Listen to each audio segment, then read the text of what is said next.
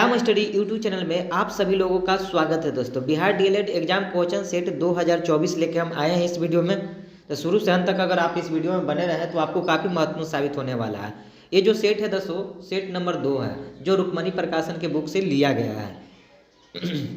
GK GS के जो भी स्पेशल क्वेश्चन है, जिसमें साइंस और जीके जीएस के सारे प्रश्नों को इसमें इंक्लूड किया गया है और इसमें कुछ क्वेश्चन प्रीवियस ईयर के भी इंक्लूड किए गए हैं दोस्तों।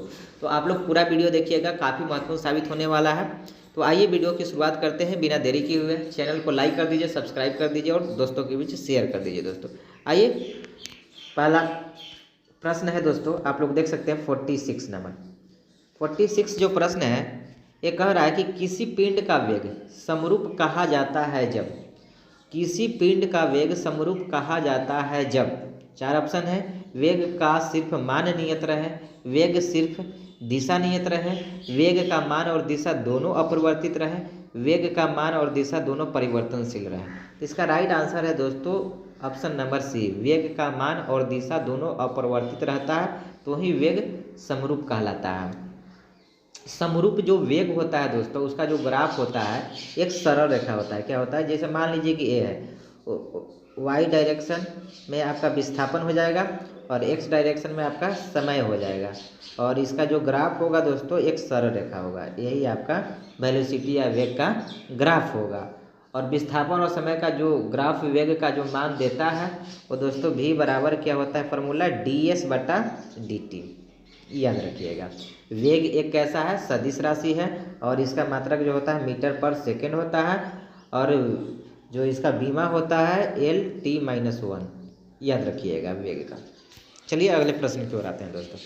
अगला प्रश्न है कि मांसपेशियों के दर्द के उपचार में उपयोग किए जाने वाला विकिरण है। 47 नंबर जो प्रश्न है कि मांसपेशियों के दर्द के उपचार में उपयोग किए जाने वाला विकिरण है इंफ्रारेड, माइक्रोवेव, यूवी या एक्सरे। तो इसका राइट आंसर है दोस्तों option number A, infrared. Infrared जो होते हैं, जो मांसपेशियों के दर्द होते हैं, उनके उपचार में उपयोग किया जाता है। और जो मांसपेशियों में जो दर्द होता है दोस्तों, वह लैक्टिक एसिड, जो लैक्टिक एसिड जमा हो जाता है शरीर के मांसपेशियों में, उसी कारण दर्द, अकड़न, खिंचाव, तनाव जैसी गंभीर समस्या उत्पन्न होती है। याद रखिएगा। और इंफ्रारेड का उपयोग कोहरे में फोटोग्राफी करने में भी होता है दोस्तों और रेडियो की सेकाई करने में, टीवी के रिमोट कंट्रोल आदि में भी होता है। याद रखिएगा। चलिए अगले प्रश्न की ओर आते हैं। अगला प्रश्न है दोस्तों 48 नंबर जो प्रश्न है दोस्तों कि फलियां अत्यधिक पौष्टिक होती है क्योंकि उनमें प्रचुर मात्रा में होती है। क्या होती है, चर्बी या वसा, प्रोटीन होती है, तेल होता है या स्टार्च होता है।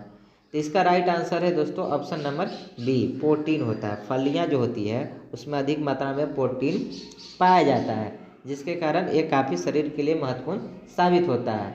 यह लेगुमिनस कुल का पौधा होता है और यह वायुमंडलीय नाइट्रोजन को अवशोषित कर उसे नाइट्रेट में बदल जाता है, जिससे यह प्रोटीन में बदल जाता है। याद रखिएगा। चलिए अगले प्रश्न की ओर आते हैं।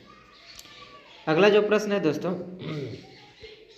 अगला प्रश्न है कि वेल्डिंग में प्रयुक्त हाइड्रोकार्बन कौन है। वेल्डिंग में प्रयुक्त जो हाइड्रोकार्बन है वो कौन है, इथाइल या एथीन या इथेन या बेंजीन। तो इसका राइट आंसर है दोस्तों आपका option number A, ethyne. Ethyne जो है वेल्डिंग में प्रयुक्त होता है हाइड्रोकार्बन। एथाइन जो होता है वो हाइड्रोकार्बन इस्तेमाल होता है वेल्डिंग में। याद रखिएगा। चलिए अगले प्रश्न की ओर आते हैं। अगला जो प्रश्न है दोस्तों वो आपका 50 नंबर है। 50 नंबर प्रश्न पाते हैं। 50 नंबर जो प्रश्न है कि शुष्क बर्फ है, गैस CO, गैस O2, ठोस CO2, जमा हुआ पानी। तो इसका राइट आंसर है दोस्तों ऑप्शन नंबर सी, ठोस CO2 को हम लोग शुष्क बर्फ भी कहते हैं। याद रखिएगा। और CO2 जो होता है ग्रीन हाउस में एवं उपयोगी गैस है। याद रखिएगा। चलिए अगले प्रश्न की ओर आते हैं। अगला प्रश्न है 51। धनात्मक त्वरण का अर्थ है वस्तु का वेग कम होता है, वस्तु का वेग स्थिर होता है, वस्तु का वेग शून्य है या वस्तु का वेग बढ़ जाता है। तो इसका राइट आंसर है दोस्तों ऑप्शन नंबर डी, वस्तु का वेग बढ़ जाता है। याद रखिएगा, धनात्मक जो त्वरण है इसका जो अर्थ होता है वस्तु का वेग बढ़ाने का होता है। और त्वरण इक्वल टू फार्मूला आप लोग जानते हैं v-u/t is the right formula. और त्वरण के अगर SI मात्रा की बात किया जाए तो मीटर पर क्या होता है, सेकंड स्क्वायर होता है दोस्तों। चलिए अगले प्रश्न की ओर आते हैं। अगला प्रश्न है कि बल की भौतिक अभिवर्ता परिणाम है गति के प्रथम नियम का, गति के द्वितीय नियम का, गति के तृतीय नियम का या सभी। तो इसका राइट आंसर है दोस्तों गति के प्रथम नियम का। चलिए अगले प्रश्न की ओर आते हैं। अगला प्रश्न है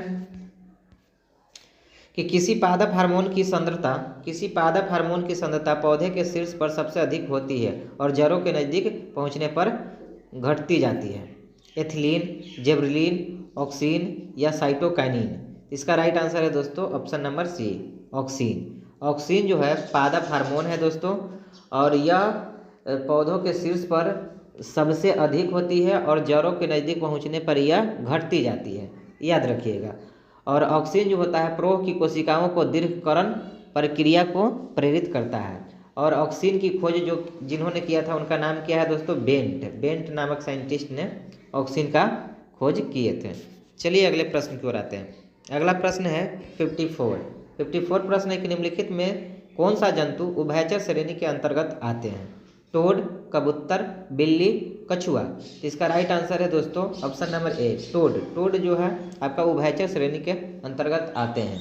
अगर उभयचर की बात किया जाए तो यह प्राणी का शरीर जल और थल दोनों में रहने के लिए अनुकूल होता है, उसी को उभयचर कहा जाता है।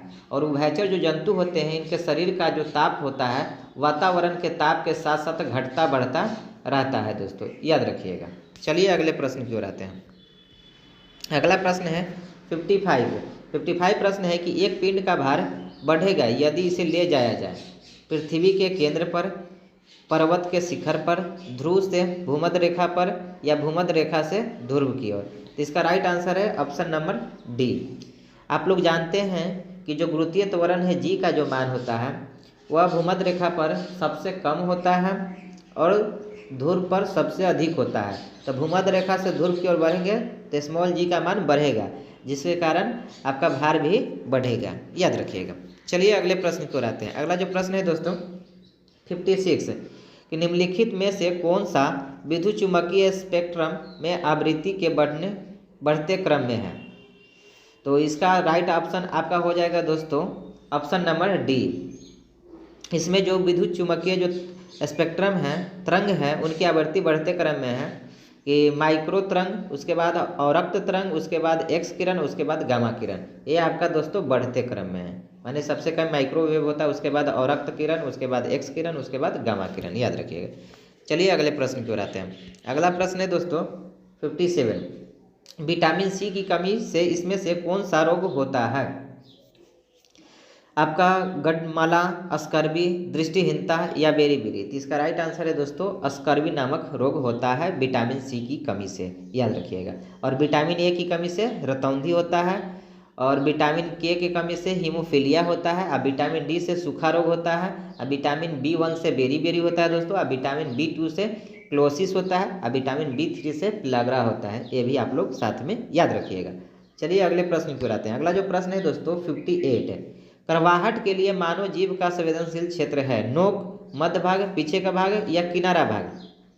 तो इसका राइट आंसर है ऑप्शन नंबर सी, पीछे का जो भाग होता है वो करवाहट के लिए जाना जाता है, याद रखिएगा। चलिए अगले प्रश्न की ओर आते हैं। और जीव के अग्र जो भाग होता है वह मीठे का अनुभव करता है, और पक्ष जो भाग है वो कड़वे के लिए, याद रखिएगा दोस्तों। अगला प्रश्न है 59 डिटर्जेंट लवण है, किसका लवण है। तो ये आपका हो जाएगा सल्फोनिक अम्ल या एल्डिहाइड हाइड्रोजन सल्फेट का डिटर्जेंट लवण है, याद रखिएगा सल्फोनिक अम्ल या एल्कल हाइड्रोजन सल्फेट। अगला प्रश्न है दोस्तों 60 हरी मटर का वैज्ञानिक नाम क्या है। पाइसम सटवाई या पाइसम स्वाइटम ट्रिटिकम एस्टिवम या जियामेज। इसका राइट आंसर है दोस्तों ऑप्शन नंबर ए पाइसम सटावाई, याद रखिएगा। और ये दोनों ऑप्शन वही दे दिया है, पाइसन स्वाट नहीं, ये तो ऑप्शन गलत है दोस्तों, राइट ऑप्शन आपका यही हो जाएगा। और बात किया जाए मक्का का, तो मक्का का जिया मेज होता है। और आपका बात किया जाए गेहूं का, तो टिटकम एस्टिवम होता है दोस्तों, ये भी याद रखिएगा। अगले प्रश्न की ओर आते हैं। अगला जो प्रश्न है 60 नंबर, खुली श्रृंखला यौगिक का उदाहरण है बेंजीन, पैरिडीन, एथेन या साइक्लोप्रोपेन। तो इसका राइट आंसर है option number C, ethane. Ethane is the right answer, याद रखिएगा। यह एक एल्केन हाइड्रोकार्बन है दोस्तों, ये भी आप लोग याद रखिएगा। चलिए अगले प्रश्न की ओर आते हैं। अगला जो प्रश्न है 62, निम्न में से किस में एल्युमिनियम नहीं होता है? एल्किनो, ड्यूरेलियम, जर्मन सिल्वर या मैग्नीलियम। तो इसका राइट आंसर है दोस्तों option number C, German silver में एल्युमिनियम नहीं होता है। अगर जर्मन सिल्वर की बात किया जाए तो इसमें कॉपर होता है, और कॉपर के साथ आपका जिंक होता है, जिंक के साथ इसमें निकेल होता है, याद रखिएगा। चलिए अगले प्रश्न की ओर आते हैं। अगला प्रश्न है दोस्तों आपका 63 नंबर जो प्रश्न है कि स्ट्रेप्टोमाइसिन है एक क्या है? निषेचक दवा है, या एंटीपायरेटिक दवा है, या एंटीबायोटिक दवा है, या शामक दवा है। तो इसका राइट आंसर है दोस्तों ऑप्शन नंबर सी, यह एंटीबायोटिक दवा है। चलिए 64 नंबर प्रश्न को सॉल्व करते हैं। काली स्याही में उपस्थित डाई को पृथक किया जाता है, किसके द्वारा पृथक किया जाता है? इसका राइट आंसर है दोस्तों क्रोमेटोग्राफी के द्वारा इसे पृथक किया जाता है। चलिए अगले प्रश्न की ओर आते हैं। अगला जो प्रश्न है दोस्तों वह 65 प्रश्न, इसमें कह रहा है कि कृत्रिम प्रकाश है, कृत्रिम प्रकाश है। तो कृत्रिम प्रकाश इसका राइट आंसर हो जाएगा दोस्तों प्रकाश संश्लेषण का कारण होता है। कृत्रिम जो प्रकाश होता है वह प्रकाश संश्लेषण का कारण होता है। कृत्रिम प्रकाश के स्रोत से उचित तरंगदैर्घ्य तीव्रता का प्रकाश से भी पौधे प्रकाश संश्लेषण की क्रिया पूर्ण करती है। सूर्य के प्रकाश में प्रकाश संश्लेषण अति तीव्र होता है, बट कृत्रिम प्रकाश में भी प्रकाश संश्लेषण की क्रिया पूर्ण होती है, ये भी आप लोग याद रखिएगा। और प्रकाश संश्लेषण के लिए लाल रंग प्रकाश सर्वाधिक प्रभावी है।